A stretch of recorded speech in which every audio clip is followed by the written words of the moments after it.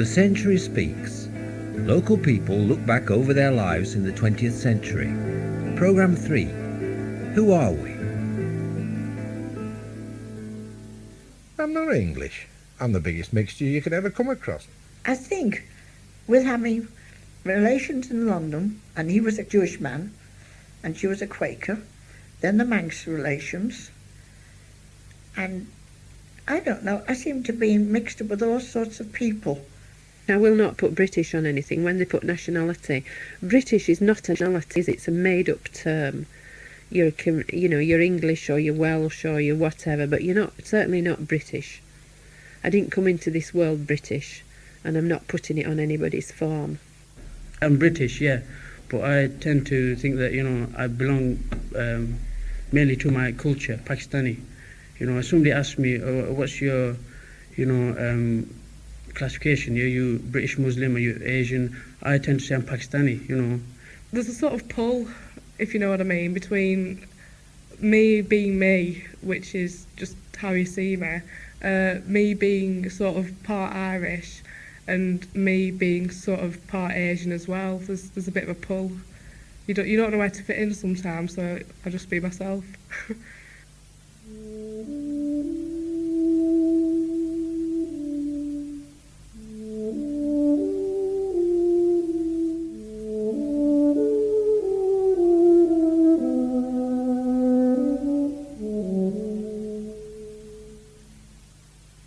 My mother was English as far as I know, and my ancestry through my father is Scots thrown out by the clearances, Neapolitan, left Naples while it was a separate kingdom, German, Swedish, there's something else somewhere, I don't know, Irish, that's it, there's some Irish there, and my dad always said that he wasn't sure because they were first fleeters that there wasn't a bit of abo somewhere.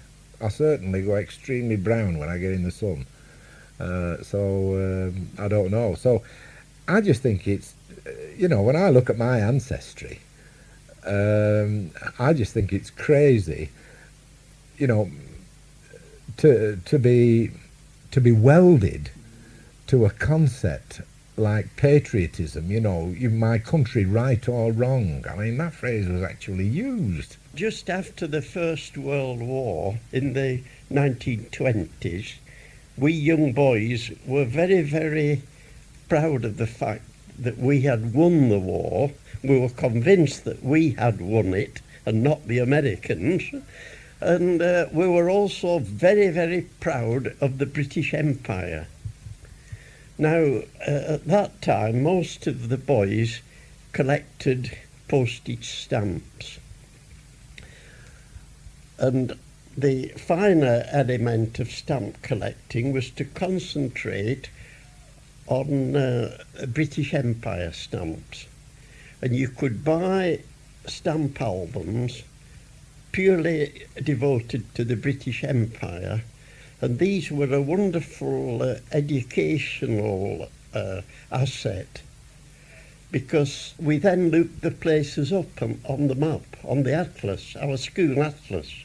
And then again we received a nice feeling of superiority when you saw that nearly half the world seemed to be coloured red, especially when you got huge areas like India, Australia and Canada, South Africa, etc.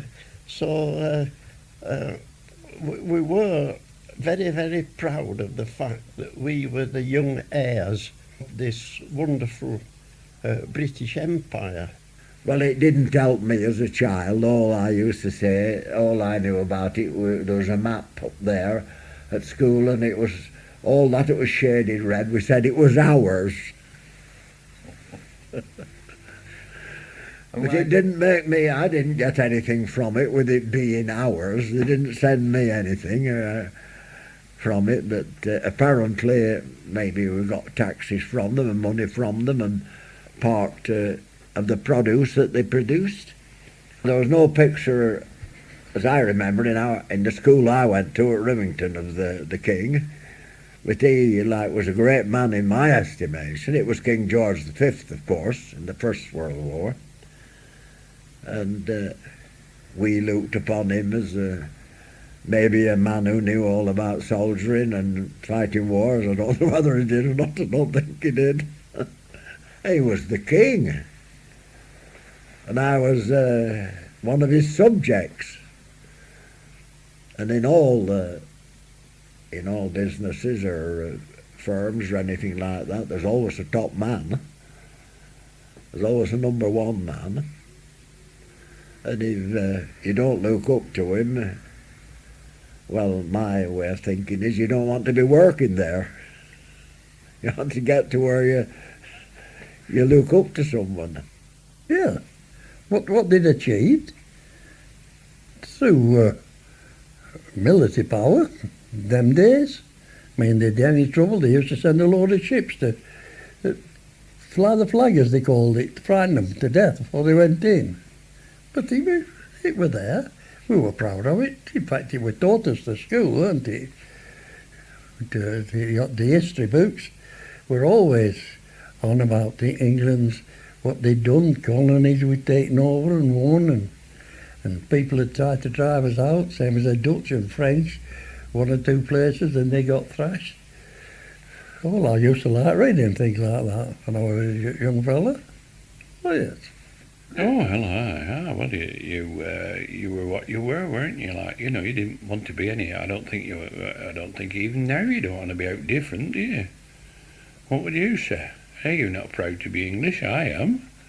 To be English, I'm sorry for way lots of folks around the country for us and what they do. Like, I mean, there's half your cotton. It's been taken abroad by the people that I mean, cotton didn't vanish altogether here. They took it abroad because they could make more money out of the poor beggars abroad. I was a bit ashamed.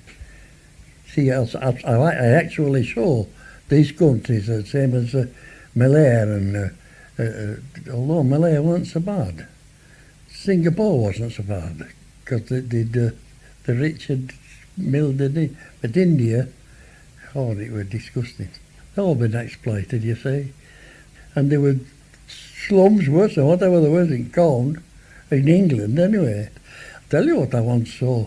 We were going through India, I think it was Bombay, I think, I'm not sure, but, and we were being moved for a wagon, and an old cock had dropped down dead in the street, and they were left there. Our wagon drove past, but they had to do, they weren't supposed to stop. Oh yes, that was 1947. And we ran into Euston at our normal time. It's when the Indian Civil Service left India. And I was amazed because I can remember people talking to me about unemployment, but the lot that got off these trains that they'd come into Liverpool, the platforms were railed off. And they had Cunard Shipping Company, Batty Holt, that was another name that was on these big cages that were alongside the platforms. And all these very, very posh people that had Rolls Bentleys waiting for them got off the train with Indian servants, and their perambulators were on points in this country, in England.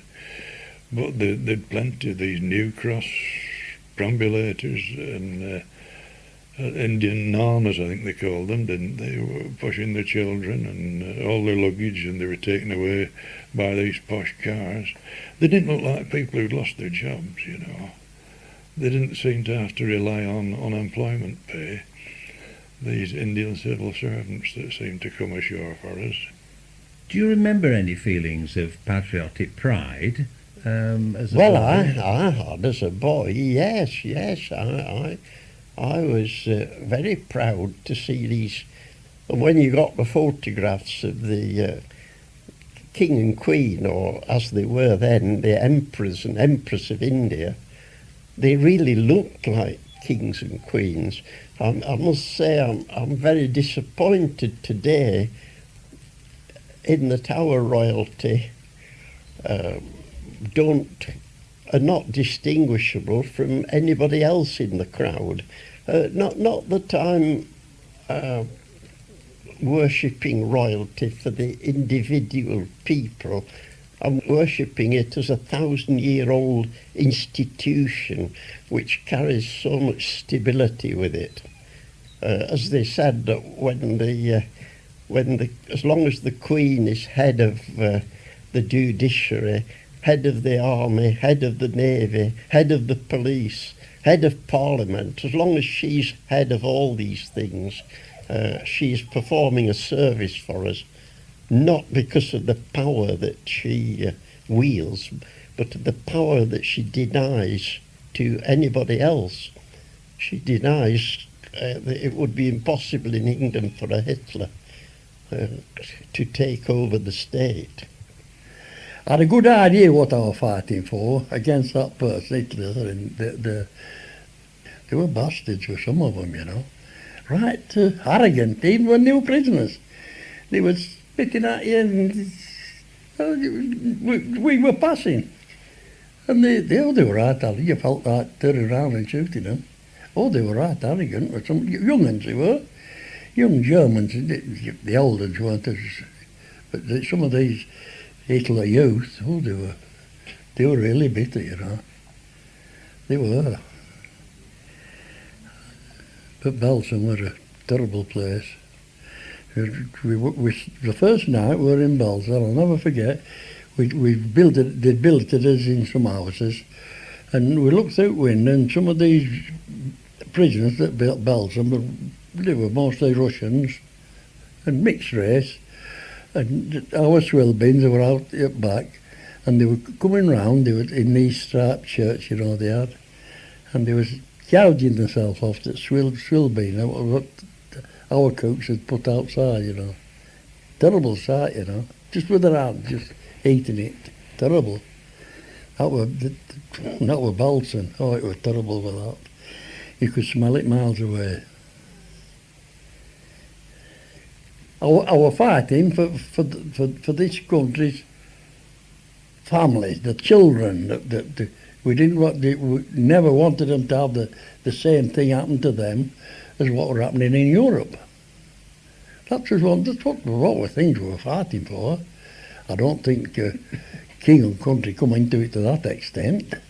Although I'm not an anti-royalist or anything like that. Never have been. I think a little thing went to my head during the war. I mean, I was put on as factory watch. Watching the factory at weekends where I worked. Oh, I thought I deserved a medal, you know what I mean? Yeah, knowing that I was weaving cloth, parachute cloth.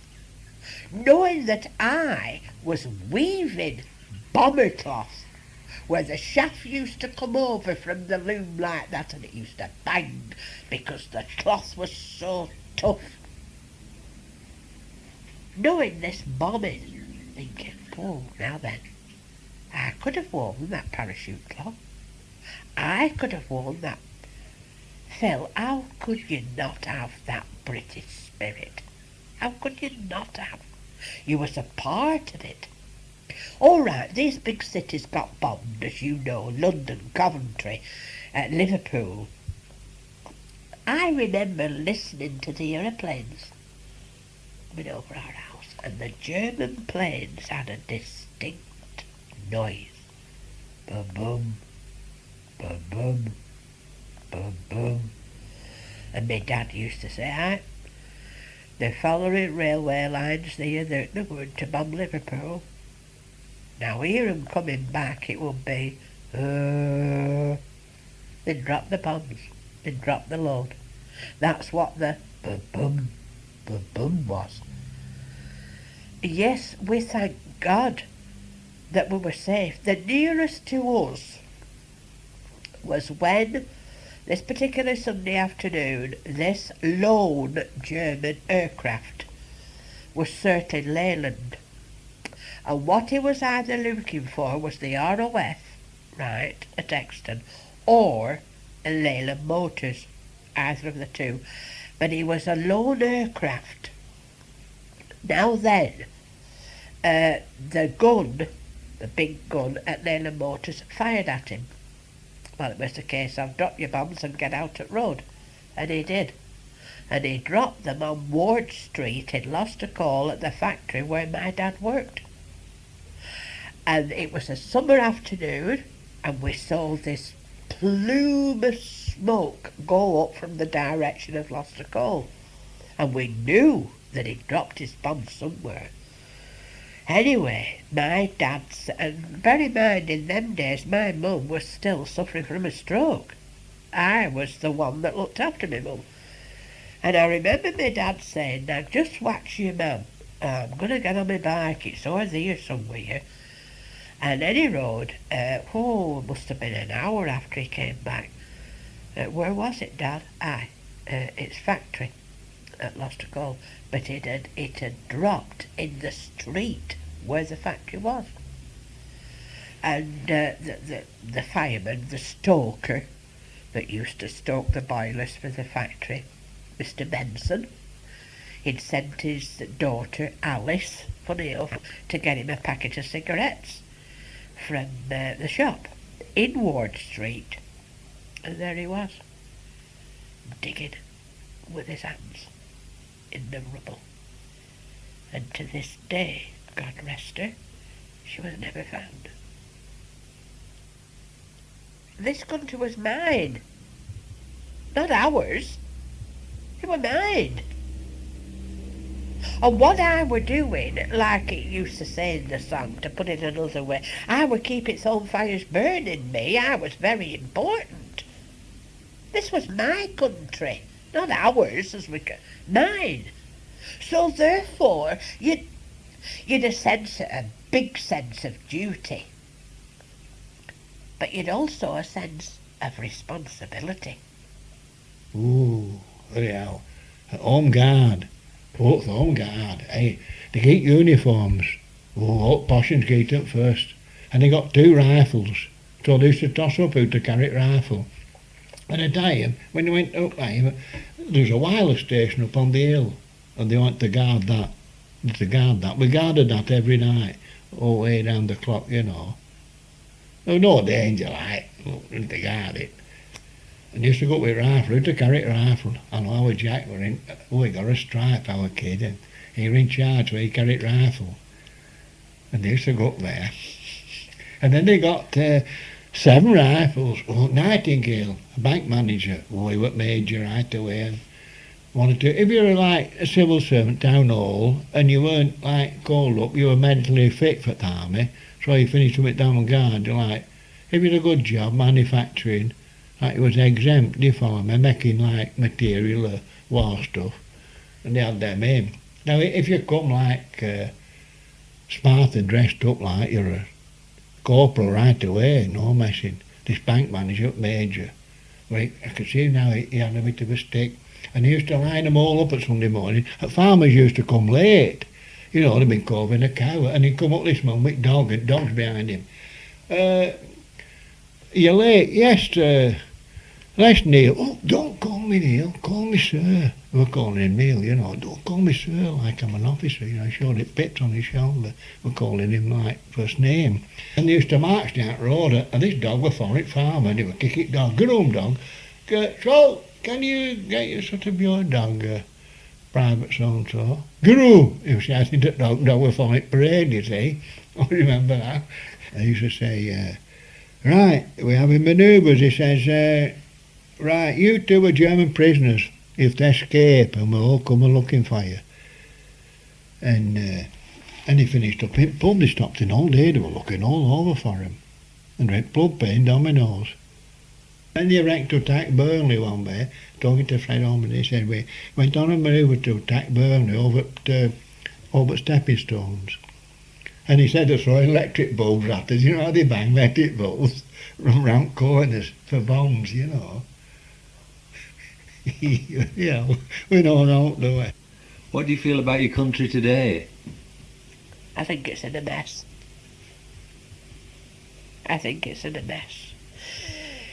I'm sorry, Phil, you asked me the question, I'm going to tell you, I'm ashamed. of the country today. I'm ashamed of a heck of a lot of what's going on and the people in it. But why, Phil, why has it been let go like it is today? Why? We're going back again, my dear.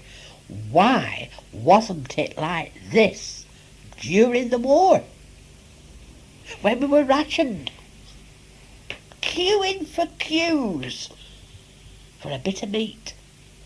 Oh, they've got, so-and-so, right, queues. Phil, they're not short of anything these days. So why all this that's going on? Why this thieving? Why this mugging? Why this raping? Why the drugs? Why? Look, Phil, you could go on and on and on. You could go on, my dear. But why has it been let go? I mean, all this now is even infiltrating into the police force, the government, people that are supposedly to be in charge of us, to steer us the right way. It's only been on television this morning that I've been listening to a programme about the police having to ease up with the coloured people in the police force. Now they're asking the question, why? Why are the police like that, the white police and why are they like that? I came on 12th December 1964. There was a bit shortage of work in London. And he had a friend who was living in Nelson. He came from Pakistan, that other fellow who lived in Nelson. And he came to visit my brother because my brother gave him a place to live. He came from Pakistan, he knew nobody. So he gave him. So when he was talking, he says, you come in Nelson and you can buy a house for £500-600 and you can get the job next day. So I say, is that right? I was only in London for 3 weeks. And I said, oh, give me your address. So I came here one Saturday evening on the bus, and I met this fellow. And Monday he took me to Smith and Nephews, and Tuesday I started the job. Simple as that. Were you made welcome when you came to Nelson? Yes, strange enough, because, where I lived, they didn't have a bathroom, and I went to, baths in Nelson. And when I was talking to this man, and he was astonished to see me, an Asian, speaking English. He says, can you speak English? I said, of course I can speak English. Because I was in Kenya, it was a British colony, and I went to British school, and I was civil servant and all sort. And people were really astonished when they, see me, and when I start talking, and I had no trouble with anybody. When I first arrived, I was not used to go out on my own because I couldn't remember the ways, which way to go and which way not really. But afterwards, when I did have little bit understandings, and when we were used to go in some other places, when I've been changing my employment, from one place to the other for the betterment, wherever you can get the better opportunity. And if you go to the toilets, you can read some chalking, on the doors or inside the toilets about the Asians. And then I think at that time there were some politicians as well, people like Enoch Powell, and maybe, I don't know what were his thoughts, but what was being expressed by people like him, that was not in the favor for the better harmony in between the communities. From primary school, I didn't really encounter much racism, but at high school there was like the normal comments, which I won't really talk about. But it was, although it was a mixed school and quite a big population was Asian, I still, personal comments about me and my colour, I experienced that, and I didn't really think that the teachers did much about it, which I found quite disappointing.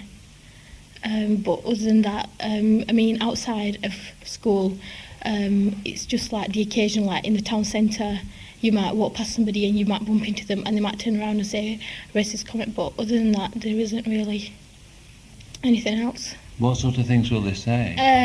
Just like you pack your watch where you're going, or black people should go home where they belong, or go back into the kitchen and make the curry, and just stuff like that really. And but my friends were quite supportive at school, so it didn't really matter. I learnt how to ignore it, but it was usually from white people. But it does.